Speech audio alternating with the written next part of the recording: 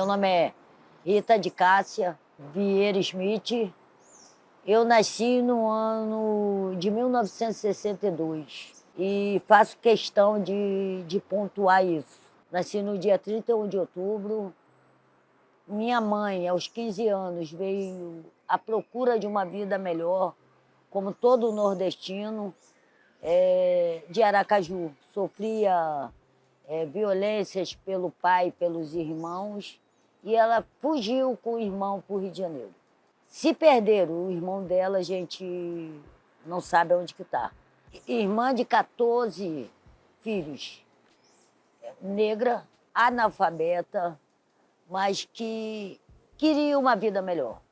Então, quando ela veio para o Rio de Janeiro, foi trabalhar, conseguiu um emprego, através do irmão dele, numa casa de madame. Como passadeira, lavadeira e passadeira. Lá ela conheceu uma amiga que trabalhava e foi morar na Rocinha. Eu não posso deixar de contar isso, num barraquinho de madeira. E aí minha mãe engravidou da Rita, em 1962, como eu disse. Eu acho que eu já nasci com sangue meio guerreiro e de uma mulher romântica. Por que eu digo romântica? Porque ela queria alguma coisa melhor. E tudo que a gente sonha, geralmente a mulher até por costume, é através do amor. E eu nasci. Nasci exatamente no regime militar. Uma mulher negra, sozinha, mãe solteira, passadeira, analfabeta e com uma filha menina, né, dentro de uma favela, qual ela não tinha mais vínculo nenhum, ninguém parente. É uma mulher para me dar orgulho, né? Eu sempre tive baixo peso, uma série de coisas, porque minha mãe tinha que trabalhar, me deixava na mão dos outros. Minha comida era dividida com os demais, graças a Deus, que aí podia não matar a minha fome completamente, mas amenizava a fome de vários. Minha mãe fazia remédio caseiro, que era chamado de tísicos, os tuberculosos. E minha avó, que não era minha avó, tipo, me adotou o horário que minha mãe ia trabalhar, porque como era eu e minha mãe, então os vizinhos me metiam a porrada, tudo era eu. Entendeu? Até eu crescer, corpo eu nunca tive, mas saber me defender. Então ela me pegou e me levou. E ela me fez conhecer uma outra coisa, religiosidade com bondade, porque ela rezava, ela tirava coisas dela para doar, para quem precisasse. Vira e mexe ela fazia algumas comidas que ela distribuía. Esse Folia de Reis sempre ia na casa dela. E eu virei como é que se diz? A mucaminha dela, né? Ela começou a me ensinar erva, ela e minha mãe, na hora que eu não ia para a escola. Rita, vou rezar o quebrante, vai lá buscar. E o olhar daquela pessoa que se sentia abençoada e curada era tão bonito para minha avó e para minha mãe. Eu queria aquilo para mim. Tinha uma diretora chamada, daqui do Cristiano, Lígia. Anos, ela trabalhou na Rocinha depois que veio para cá. Quando eu fiquei grávida, a escola inteira falou, não, ela não sai, e a prefeitura queria que eu fosse embora, porque eu era uma vergonha, arrumaram camisa, não sei o quê, não sei o quê, para mim continuar estudando. E ela falou, eu peito com vocês. Ela estava na direção também. Essa gestação, ela vai continuar estudando até quando ela puder. Só que eu vi que ela seria prejudicada. Mas aí eu tranquei, já próximo da minha filha nascer, no dia 16 de outubro, e ela e mais os professores me deram todo o suporte no Miguel Couto. Foram me buscar, me deram enxoval, era uma coisa assim, os alunos.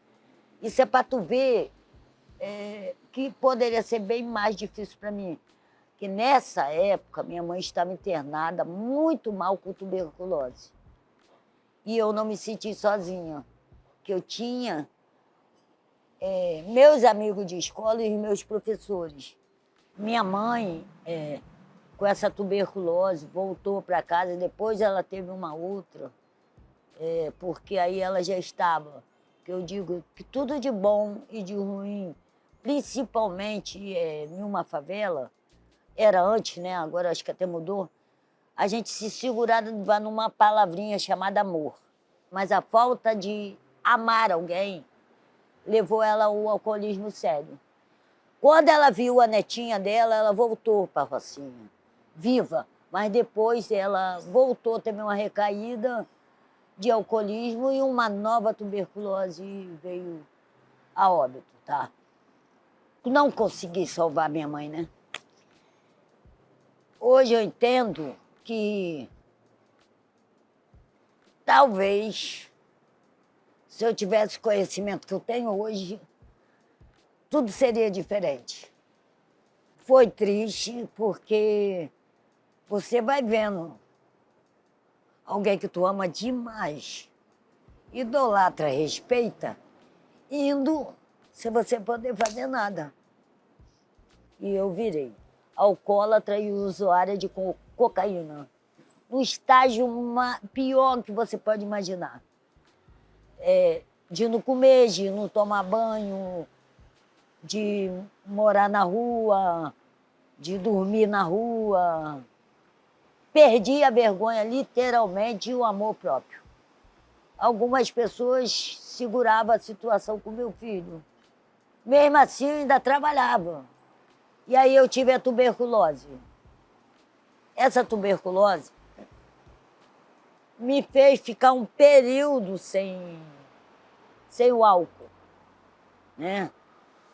E eu fiquei sem o álcool. Aí quando você fica sem o álcool e sem a cocaína, aí você quase volta ao normal. Pensa você que voltou ao normal. Mas a razão começou a encostar em mim. E aí eu comecei a me dedicar mais ao meu filho, tomar uma série de atitudes que alguém olhasse assim e achava assim, tá tomando jeito. Eu trabalhava mais, pererê. Só que tinha uma coisa que me machucava sempre. Eu fiquei boa não. Abandonei o tratamento porque a sociedade cruel, acho que hoje está mudando, mas o sistema ainda é o mesmo, de 70, me fez escolher, ou trabalha ou deixa teu filho morrer de fome. E aí depois eu tive uma nova tuberculose. E essa veio assim, tipo, agora você tem tudo, todas as informações, tudo que você precisa para fazer um trabalho. Alguns médicos do Miguel Couto, um inclusive era diretor, o doutor Paulo Pinheiro, e ele me ajudou porque ele queria me mandar embora, vai contaminar todo mundo. Ele me botou num lugar isolado, pegava no miocão, mandava pegar no miocão, minha medicação me administrava no Miguel Couto. Isso para mim foi fundamental. Por quê? Foi fundamental para me levar. Porque ali eu tinha comida, ele como diretor, meu filho, podia almoçar e jantar lá. E essa assistente social aqui do miocão, chamada Larissa, eu tomei, meu filho não, era 12 anos de idade. Ele pegou e me deu uma dose maior da medicação de tuberculose. E eu vi, sem comer nada, desmaiei na porta do miocão. E ela viu, desceu, foi me buscar e começou a conversar comigo, pererê, tarará. E aí isso eu já tinha saído do Miguel Couto, né? E eu falei, porque eu não tenho nada para comer. O que eu tenho, eu deixo para o meu filho. Ela, pelo amor de Deus, não sei de quê, pererê, vou te ajudar. Falei, e quando eu tenho dinheiro, eu não posso vir no meu cão. Eu tenho que dar para o meu filho alguma coisa. Ela falou, não. Pegou uns ticketzinhos de passagem, me deu. E arrumou uma cesta básica entre os médicos e me deu. Arrumou alguém, que era um cara que trabalhava lá, que levou na Rocinha minha compra. E ali eu fui obrigada, como se fosse um compromisso com ela, com o Paulo Pinheiro, com outras pessoas que estavam me estendendo a mão. Se eles não estão desistindo de mim, eu não posso desistir, que vou ser uma vergonha para eles, entendeu? E dessa vez eu fiz meu tratamento até o final. Sozinha, sem o meu filho, sem essas pessoas eu não teria conseguido. E isso eu tenho ciência. E aí, logo depois eu fui trabalhar num projeto chamado PET, Programa de Erradicação do Trabalho Infantil. E eu fui. Quando eu cheguei, a mulher falou, todas as crianças estão assumindo, tem bolsa, tem cesta básica e mais um dinheiro. Não estou entendendo por que as crianças estão indo embora. E aí eu falei, sabe o que eu vou fazer? Vou pegar todas as fichas, fui atrás da coordenadora, me dá as fichas. E fui de casa em casa. E cada casa que eu ia, que a criança aceitava voltar, me contava uma história. E essa criança ia comigo na casa dos outros. E nessa criança, né, numa dessas visitas, eu descobri que tinham 2 irmãos que ajudaram a afastar as outras crianças, porque aí a prefeitura excluiu eles. Eu fui lá e conversar com a mãe, falei, o que houve? A senhora não precisa de uma cesta básica, ele e tal, casa humilde. Ela falou, Ritinha, eu preciso.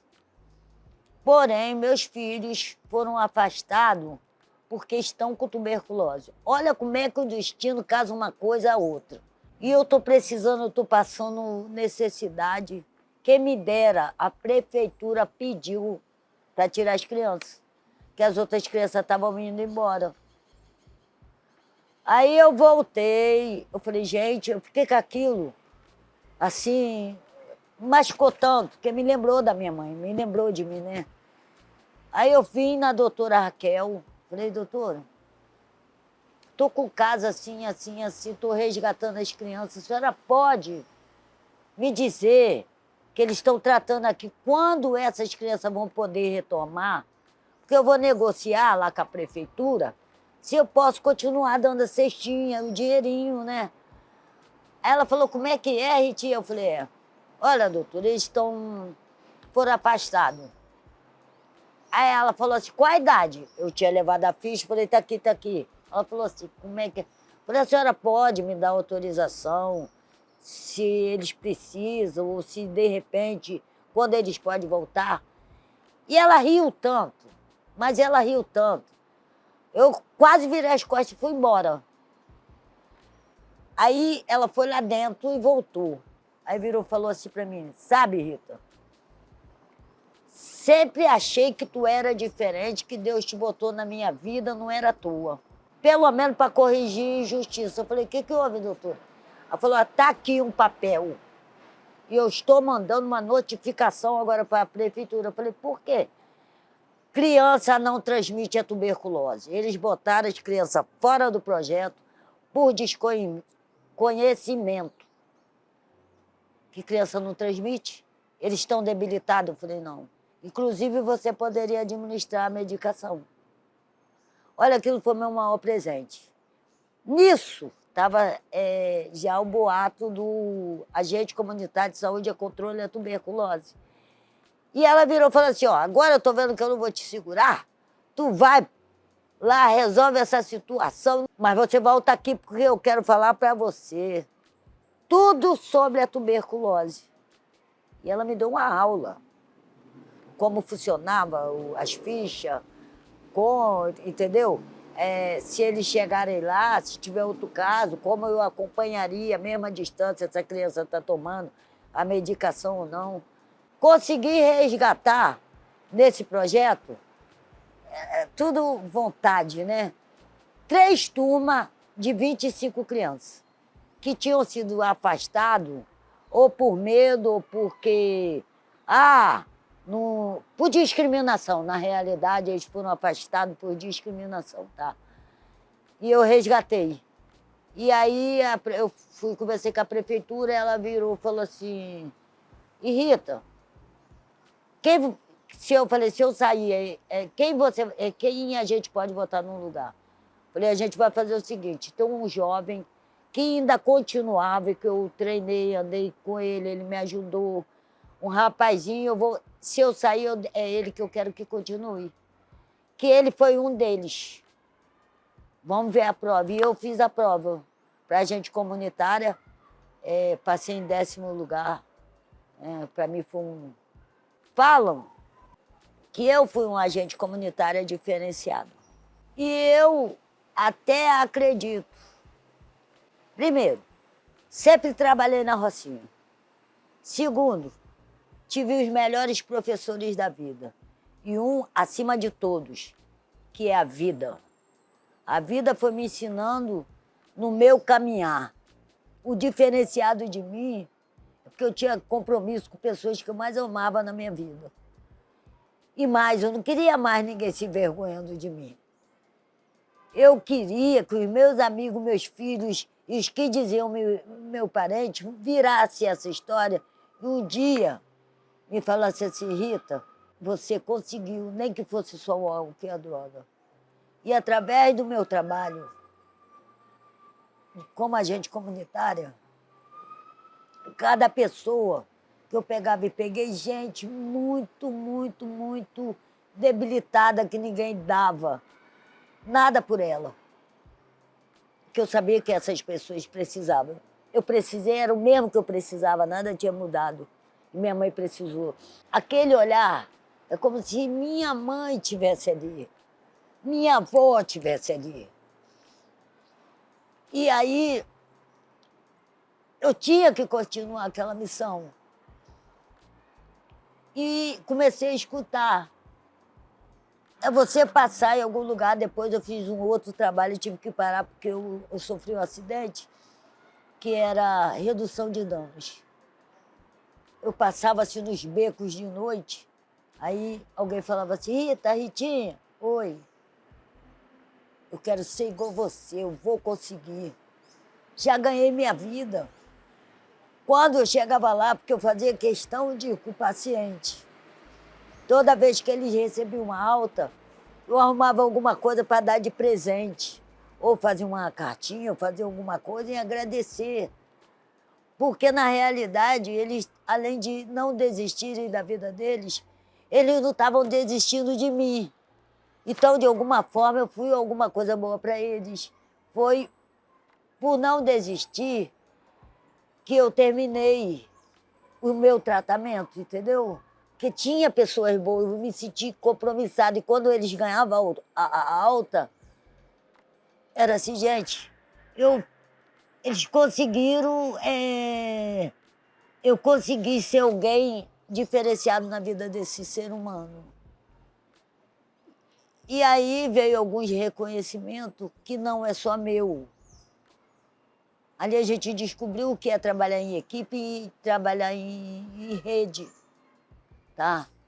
A gente descobriu que junto a gente podia mais, conseguiu remanejar, abrir uma rua, a gente conseguiu remanejar algumas pessoas que tiveram 6 vezes tuberculose para o prédio, não a Rita, por uma rede, eu só mobilizei, tá? Só mobilizei, alguém tinha que dar o pontapé inicial. Essas pessoas não conheciam essa doença. E tudo que eu um dia nem sabia o porquê eu estava fazendo, hoje eu tenho a resposta, né? Que a minha missão continue. Na época, quase eu fui demitida. Hoje, eu acho que se eu não fizesse isso, eu não teria chegado ao sucesso. A gente ama, digamos, 10% das pessoas, não, 10% é muito, mas 5% dessas pessoas, ou mais, né? Tinham ligação com o comércio informal, entende? E aí, esse comércio informal tem um empresário. Historicamente, as pessoas que abandonavam o tratamento de tuberculose era dessa firma. E aí, eu falei, alguém tem que ir, eu vou. Fui e chamei o doutor empresário. Eu falei, doutor empresário, é isso, isso e isso. E vocês têm reunião. Se você não aceitar, ninguém vai falar que tá. Já não vai lá tratar porque tem medo da sua reação. Me perguntou, o que você quer? Eu quero que esse trabalhador tenha 15 dias pago para se tratar e não pode ficar sem pagamento. E mais, que de hoje em diante, quando tu fizer o pagamento para esses trabalhadores, você só paga se for tomar uma remedicação.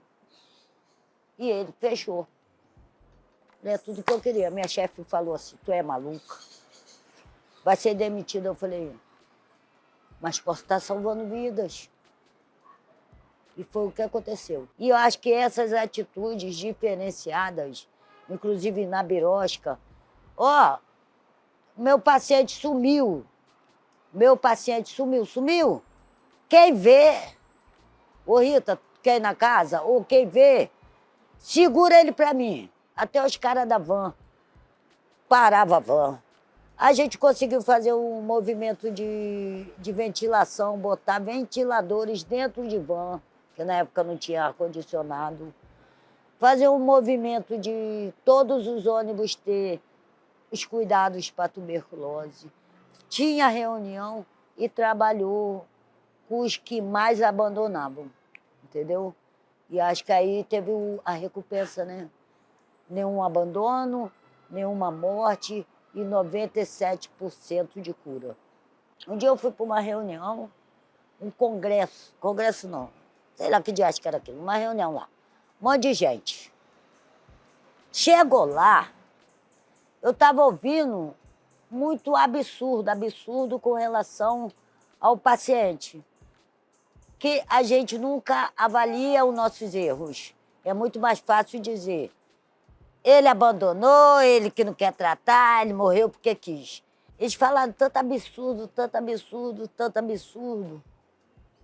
que aí aquilo me revoltou. E eu abri a boca,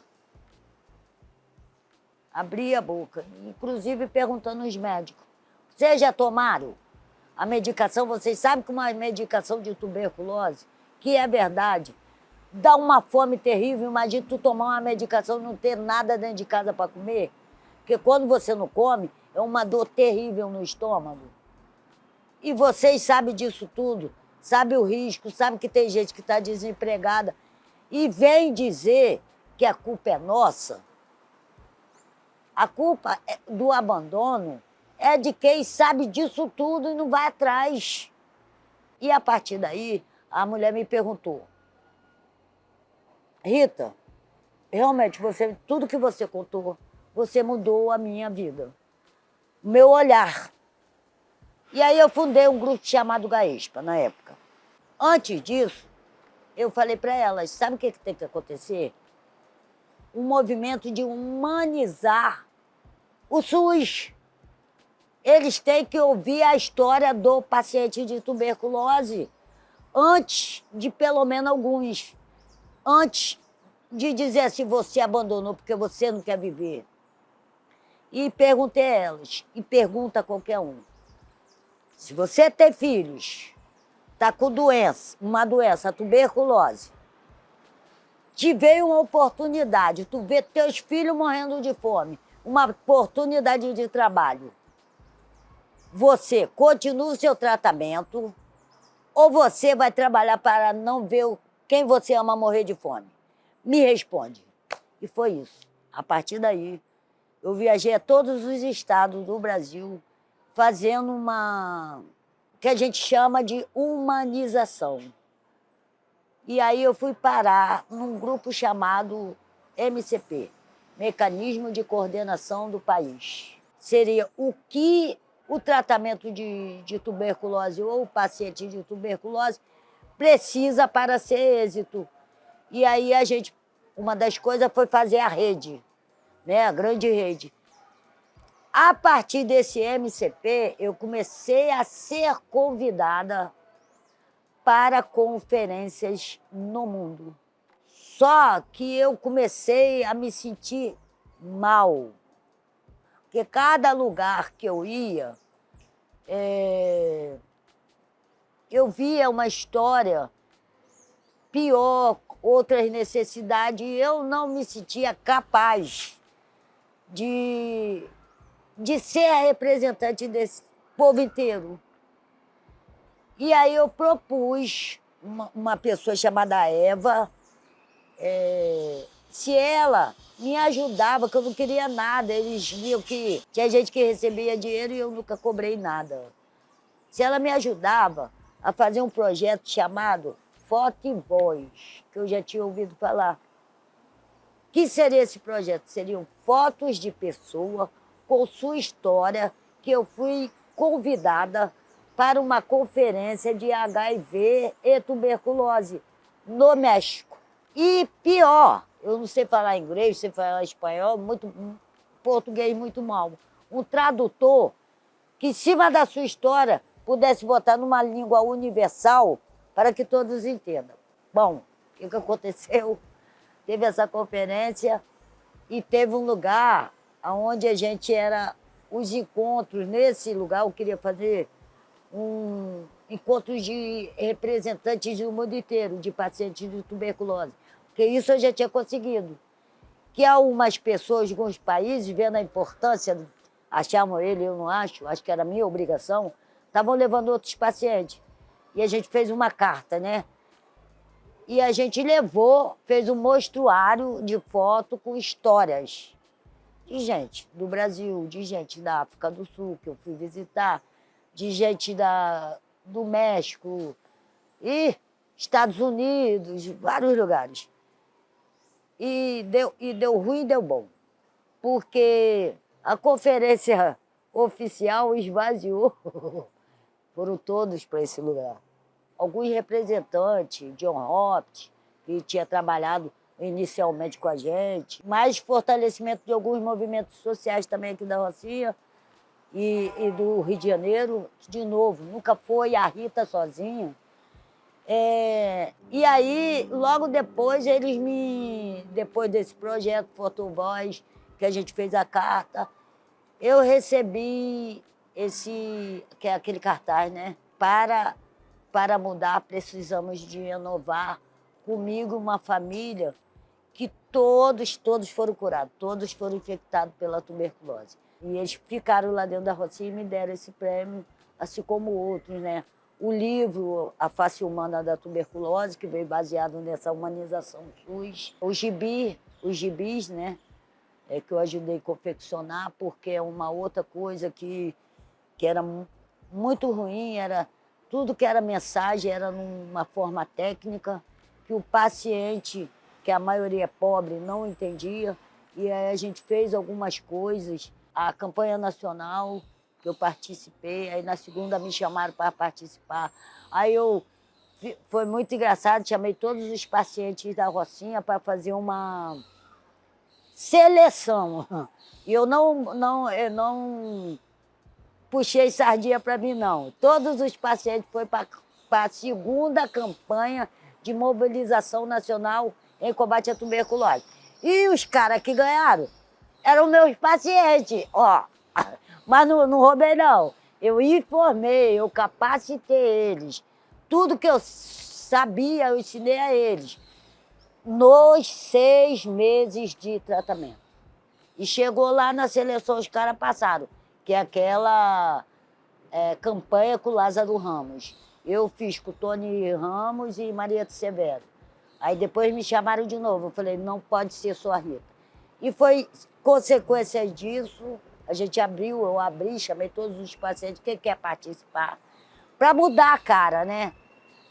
Porque eu acho que até esse momento a tuberculose não tinha cara, né? Todo mundo se escondia.